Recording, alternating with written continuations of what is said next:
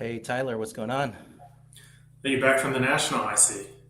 I am, yeah. I had a huge trip, not to the National, no. I went with my family on vacation, was gone for a little bit. I'm back. We got to recap some crazy sales last night at Alt for the most part. We're going to start with Platinum Portraits, 1997, BGS 8.5, almost $30,000. Tyler, have you had this card before? No, I've never had it. It's been on the. It actually hasn't even been on the want list because it's been pretty out of my reach. I don't have any cards. Okay, you've never had any from this set either, any of the other players? Correct. Okay. Not this year. I've had a much later Platinum Portraits LeBron in 2023. Oh, how dare you speak about my this is one of my favorite cards of all time. I have a BGS 9. I've also had a couple other grades before, and $30,000 for a BGS 8.5 is by far an all-time record. The last one was a PSA 8 that was about 30,000, and to see a BGS 8.5 nearing 30 means that PSA 8 is now way above 30. Couple things about this card, which I did not notice, but a couple people pointed out to me when I posted. It has this on the surface, on the front here. I don't know if that's surface or if that is a bunch of smudging on the slab. It looks like it's on the slab to me, but a little risky to be buying this card not knowing for sure. Yeah, that would be odd if it was on the card, given the grade. So I'm tending to believe it's on the slab. It's got to be on the slab, right? Because we have an 8.5 surface. However, the back looks really brown to me. It should be way more gray silver, and it just doesn't look great from the back. It almost looks like there's like you see the bottom left there is a little bit lighter colored, and then it's darker shade for the rest of it. Something's Yeah, going on with the surface of this card. yeah. Yeah, unless it's somehow a scam. But if you're paying $30,000, you're going to want to be more sure. Exactly. I think that's the main point here is that when you're buying a card, especially when it's expensive, make sure you look at these high res scans front and back and do your due diligence and decide if it's really worth it for you. It does have the grade on the card, which is on the slab, which is great. For myself, if I was trying to buy a card like this, would want to make sure that it looks pretty nice to me, even if it does have a high grade. How Um, does this stack up with the molten metal fusion for you? how does this stack up with Molten Metal Fusion? So I had both of these cards in a BGS 9, and I decided to cash out on the Molten Metal Fusion early this year.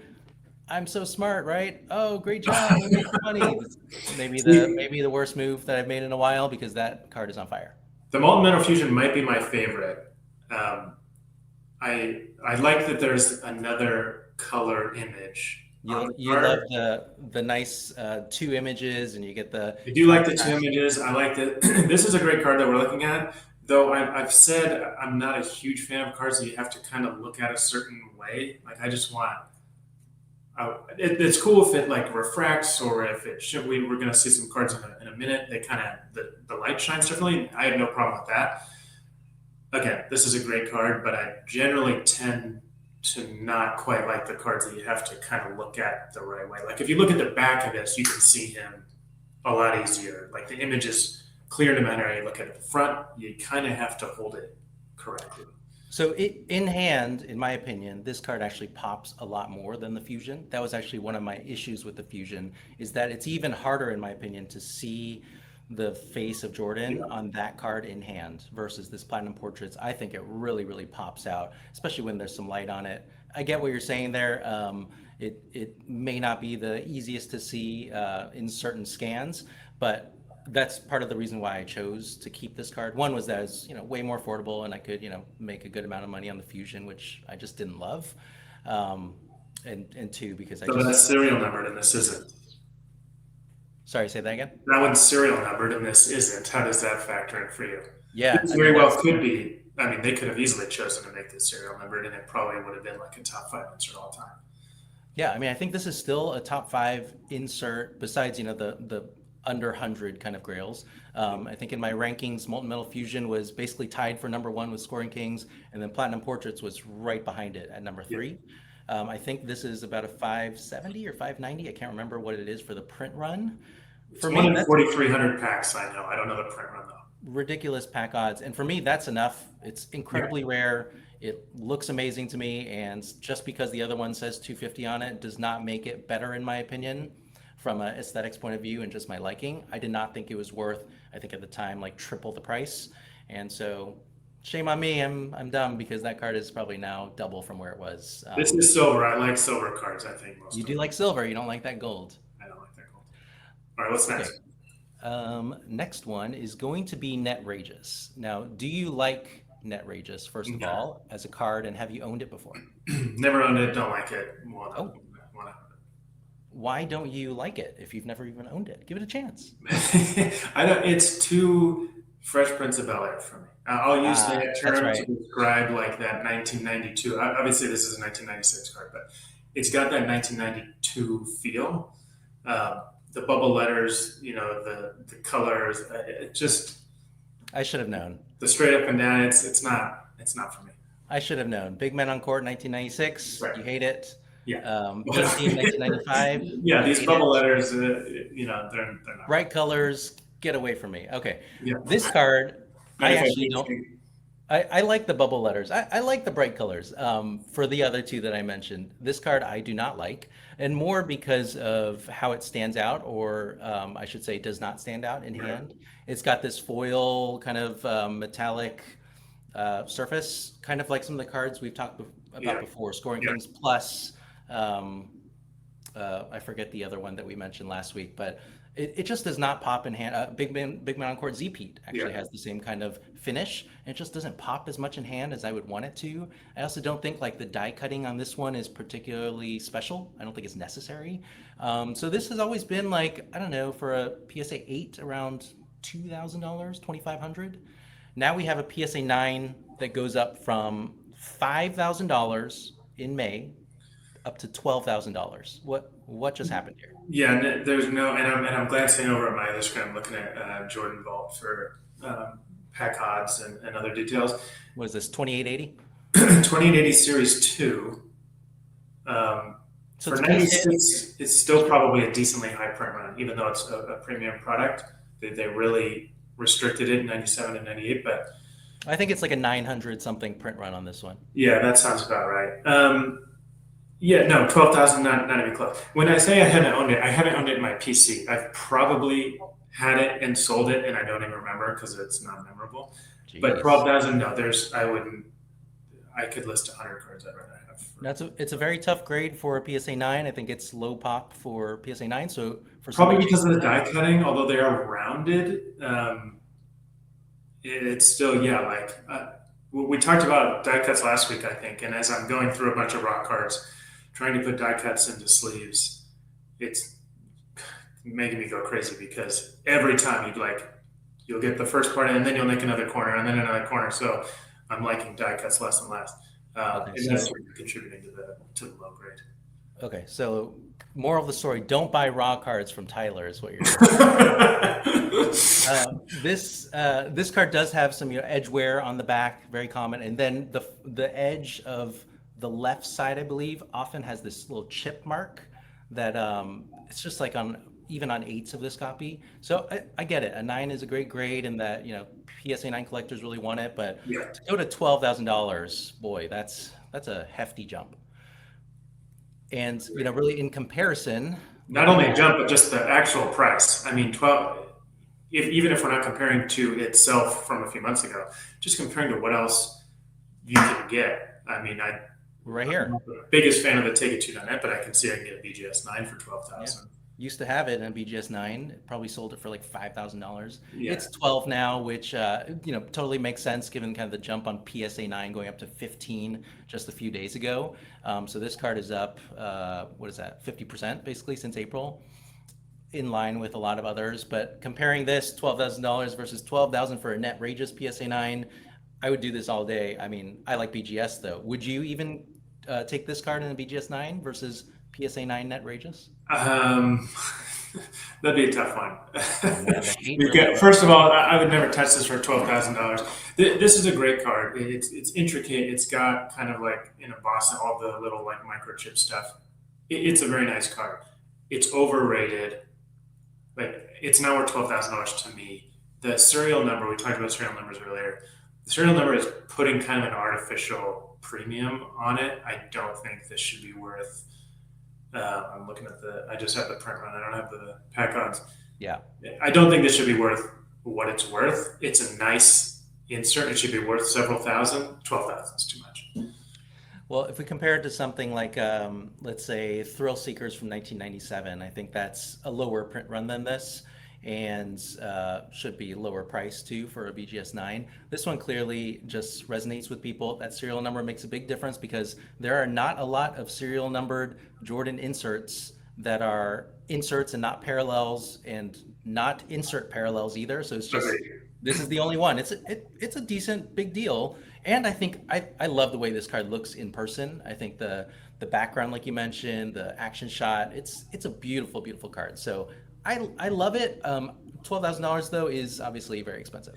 Until very recently, there was literally no data whatsoever on print runs of non-serial numbered cards. Now we have one Instagram account that does a great job at doing it. But aside from that, if you're not on Instagram, if you don't know that account, like you have no idea what the print runs are. So you may look at 1,000 and be like, wow, that's incredibly low, not realizing that actually a lot of these 97 and 98 inserts are lower than that. I mean, not a lot, but I can find several that are. And so I'm wondering if that's going to, it certainly hasn't diminished it yet, but are people going to realize, maybe 1,000's not that low of a print run? I don't know. Like as more information comes to light about these print runs. Yep. Always remember, do your research. There's so many resources out there. This is, again, a shout out to Card Channel that does all the calculations here. They have a new website that I still haven't looked at yet. But I think if you sign up, you can see a lot of these print runs and compare cards against each other, which is super useful.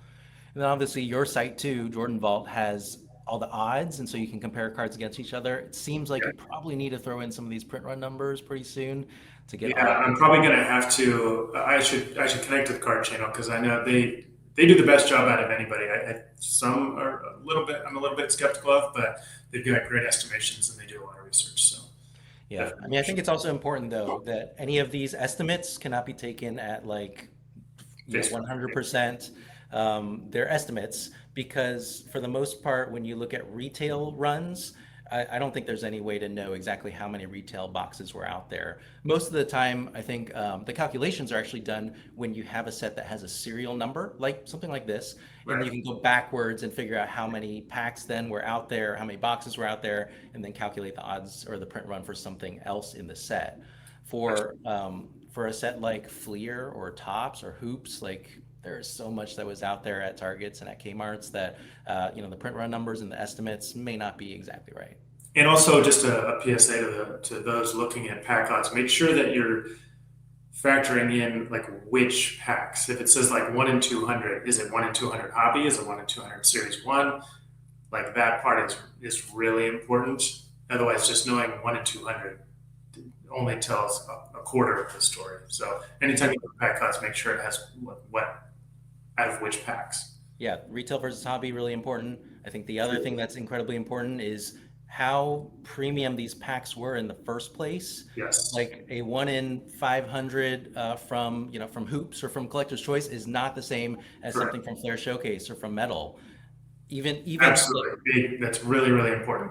yeah, both in the price of how much was paid back then and just the quantity that was probably printed of it, there is a huge difference there. And it's interesting, I think, thinking of what has risen to the top today. Like a lot of the inserts from something like Skybox Premium or Z Force or Ultra are like very high end now, but they weren't the most expensive packs at the time. When we think of what was really expensive in the 90s, we think of Flair Showcase, of some of the metal brands, of EX, of Yeah, SPX.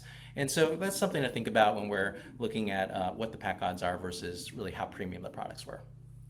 correct. All right, two more to look at, and it's a versus again. This is Skybox Premium 3Ds, a PSA 8, which is, I know, one of your favorites at $7,800.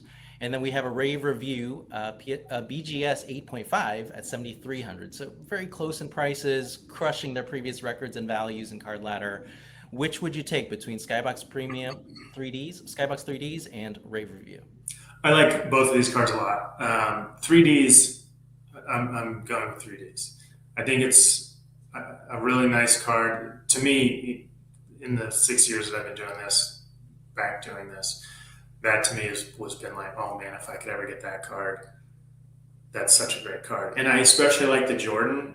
I know on the Shaq, if anybody has the Shaq, because of how the pictures are, he's got every player has their basically their head right in the middle, and then kind of a smaller version, and it just looks like he just has a really small arm, and it really detracts from the picture. But the Jordan looks great.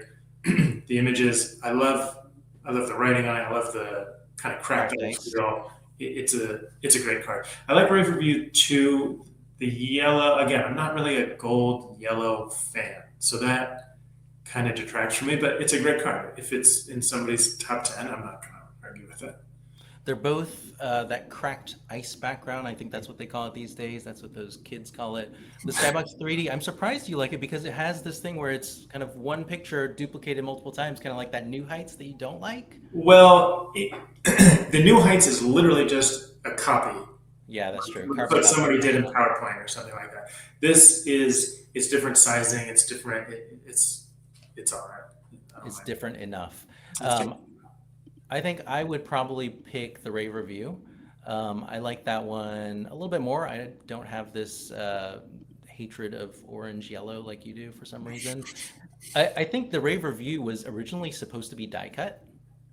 You can see kind of the black edges there, and it was supposed to be die cut kind of in this, I don't know what that shape is, but pretty cool if it was, but it, alas. Yeah, I'm okay with it not being again. I'm not the greatest fan of die cuts. I think it's a great card as it is. They both kind of have that late '90s feel, especially Rave Review, where you get almost like that internety kind of new Yeah. vibe.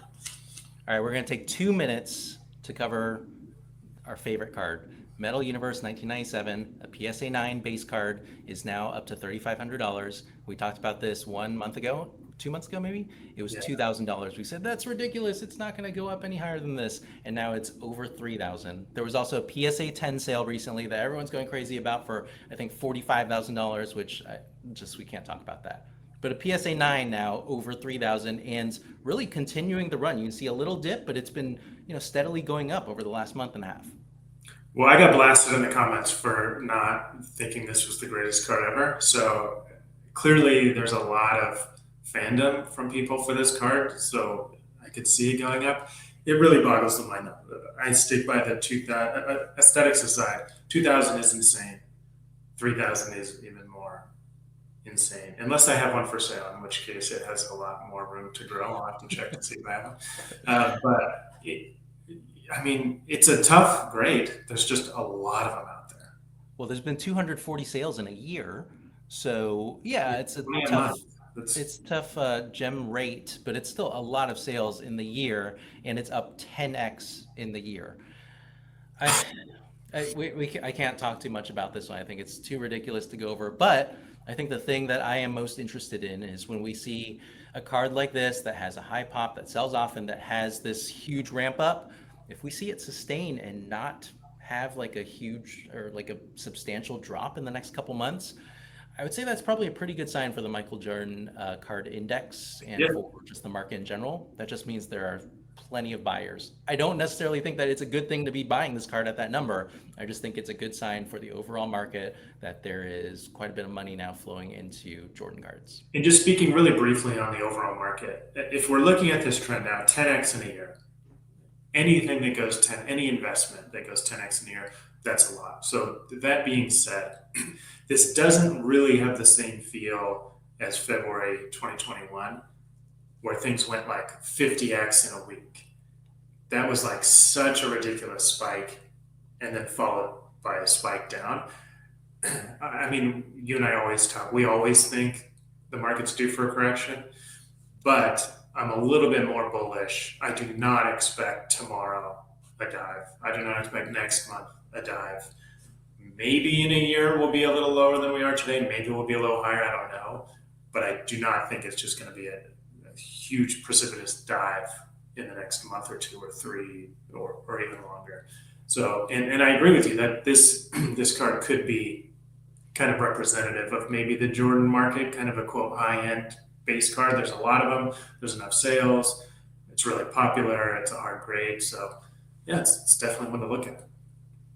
All right, well, I got to wrap it up, but you guys heard it here. Hit up Jordan Vault 23 if you want to sell your overpriced base cards. He is in the market and he's ready to overpay. To the moon.